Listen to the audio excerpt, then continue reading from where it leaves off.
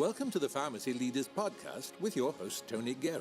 The Pharmacy Leaders Podcast is a member of the Pharmacy Podcast Network, with interviews and advice on building your professional network, brand, and a purposeful second income from students, residents, and innovative professionals. Hi everyone, and thanks for joining us. My name is Kristine Mason. I am a PGY2 or second year Community Pharmacy Administration resident with The Ohio State University College of Pharmacy, and I'm here today with my colleague and friend Shannon Kraus. Today is part one of a 4-part series that we're really excited to share with you guys about administrative residency programs, our personal career paths, and then some more information about some research that we're working on that's related to pharmacist burnout or pharmacy burnout and workforce issues. So today in part one, we're going to talk through some different types of pharmacy administration training programs and then how we decided the programs that we're in today. So just some general background on residency programs. So there's a few different types that are out there. So for those students that are out there, you would likely be looking at a PGY1 or a first year residency in either pharmacy practice or in an ambulatory setting or a community-based setting. Or there's also some combined programs, which are the programs that Shannon and I will talk a lot about today. So these are PGY1, PGY2 combined programs, so 24-month commitment to either community-based or specialty or institutional-based practice, as well as administration. So when we start to think about what makes these programs an administrative program, a lot of them are combined with some additional training. So Shannon, do you want to talk a little bit about some of the degree programs that are associated with these? Yes, thanks, Kristine. So hello, everyone. My name is Shannon Kraus, and I am a second-year Health System Pharmacy Administration resident at Ohio Health Riverside Methodist Hospital in Columbus, Ohio. And I am excited to share with all the listeners today about really some main considerations that you may be thinking of if you're interested in pursuing an administration residency program. And so when we're thinking about administration residencies, of course, there is that extra didactic training that you may want to pursue. And so that could be through the MPH, MHA, MBA, or MS-HSPA routes. And those might be online, they might be in person, they might be during your residency day, they might be at the end of the day. All things to consider whenever you're looking for that extra training. But there are also, I would like to say, residency programs in the administrative field that don't have a degree program as well. So definitely not something that's required, but definitely something that is more common than not across the country when we're looking at administration residency programs. But in addition to, if it's in class or online, the time of the day that these programs might be held, you might also want to consider who you're taking classes with. So some of these classes might be very interdisciplinary in nature, and you might be taking classes with other master's students from across the country, and with, if it is online, yeah, definitely across the country, or just really across the city itself if it's something that's in person. It might be very pharmacy specific, something that Kristine and I have the opportunity to have almost a blend of that really pharmacy specific, getting a lot of pharmacy perspectives across the state of Ohio, but then also getting some perspectives in different classes from other master's degree outside of pharmacy as well. And so some of these degree programs, they might be more prevalent also in a certain geographic area. For example, the MS-HSPA, more common in the Midwest, for example. But we'll dive into all of these similarities and differences a little later on. But just some main overall considerations that you want to think about if you are interested in an administration residency program. So what are two, good degrees that are options for our listeners, Kristine? Yeah, so one of the degrees that you'll see associated with the administrative residency programs is an MPH or a Master's of Public Health. And so this program is generally more common in the Mideast, but you'll see it across the country. And so something to note about the MPH is that it's really focused, as the name says, on public health. So when you think about the coursework, it would be very public health oriented. And then the jobs that folks would, come out of the program being equipped to take upon the completing of their residency would be really focused about public health or population health. So thinking of things like policy, education, and teaching. So that could be pharmacy specific, or it could be more general healthcare specific. So those are just some considerations when you think about an MPH or the Master's of Public Health degree. One of the other choices that we see is the MHA or the Master's of Healthcare Administration, which is a variable degree we see kind of spread out across the nation. There's not really one area that it's super prevalent in, but this MHA degree is more focused on administration, again, as the name of the degree says. So it's largely focused on administration and management, but really specific to the healthcare industry. So when you think about the types of positions somebody completing an MHA would be equipped to do are really more in healthcare management generally. So things like a hospital manager, other hospital leadership positions, as well as healthcare consultants and healthcare finance managers. So again, in really that management wheelhouse, but more healthcare industry in general. So what about some of the other degree programs that our listeners might be seeing, like the MBA? Yeah, sure. Yeah, so the MBA is really that general management degree that is seen really all over the country, a lot on the East Coast too, and especially in combination with our pharmacy residency programs.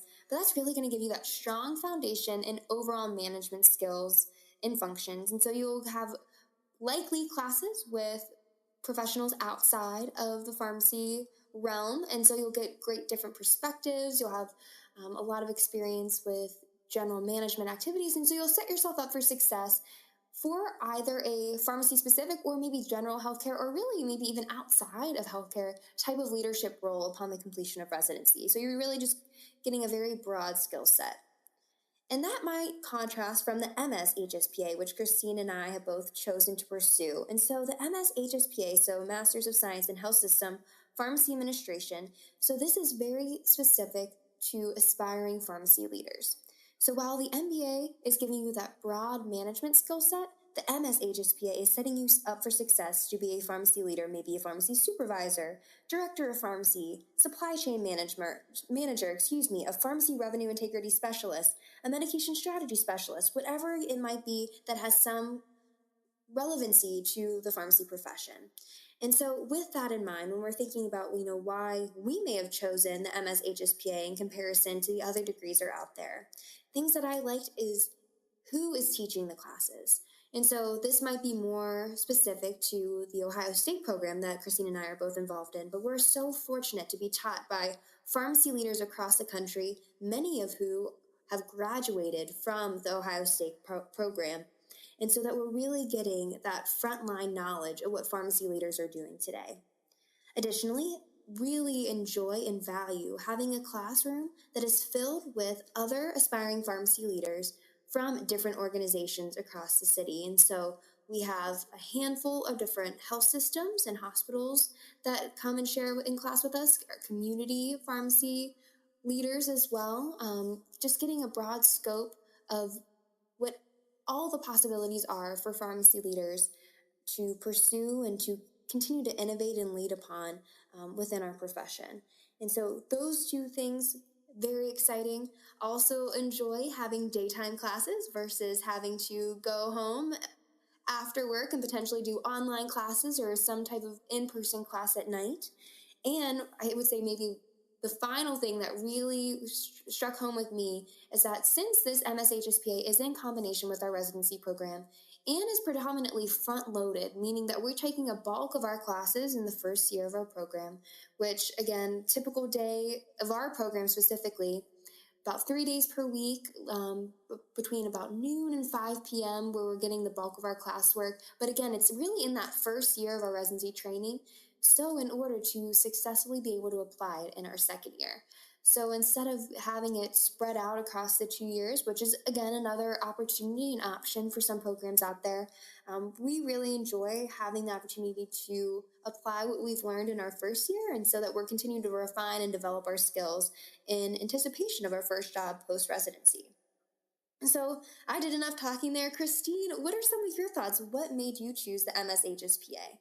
Yeah, so I'll definitely agree with a lot of the things that you talked about there, Shannon. So some of the things that I looked at were, the structure of the courses themselves. So Shannon talked a little bit about, are they at night? Are they integrated into part of your day? Are they online? Are they on weekends? And so I really like that our program is set up that coursework is really integrated in as part of your residency. So that's something that I really enjoyed, as well as the opportunity to really get to know and meet with my cohort or my classmates face-to-face to really have those meaningful face-to-face connections is something that was really important to me. So there's definitely a lot of opportunities in online and distance learning, but for me, that face-to-face connection was really important. Some of the other things that I thought were important, obviously, as the community-based resident, was that there is a community-based program. So Ohio State has a community-based practice site with their HSPA, or their Health System Pharmacy Administration program. And so that was something that was really important to me, was not only the administrative training, but specific to community-based practice. So those were a few of the things that I felt were important when looking at this program specifically. But when you start to think generally about, even broader than the programs that we chose, but residency in general, or an administrative program in general, some of the things that are really important to consider are what I like to call ROI and ROE. So return on investment, or ROI, is really looking financially, are you going to get your return on your investment? So some of these programs, another thing to consider is whether or not the tuition is included as part of your residency training. So that's something that was really important to me for that return on investment if I was paying additional tuition dollars on top of, or I guess out of, my resident salary. Something else that's really important is your return on energy. So I'm spending 2 years of my time dedicated to this residency training program and dedicated to my development to be able to be a community-based pharmacy leader after graduating from this program. So when you think about that, does the program itself, and really does the didactic work of the master's program adding to that you're truly going to get that return on your energy at the end, that you can really go from this program to achieve your goals that you came into the program with, or that you had set out to do.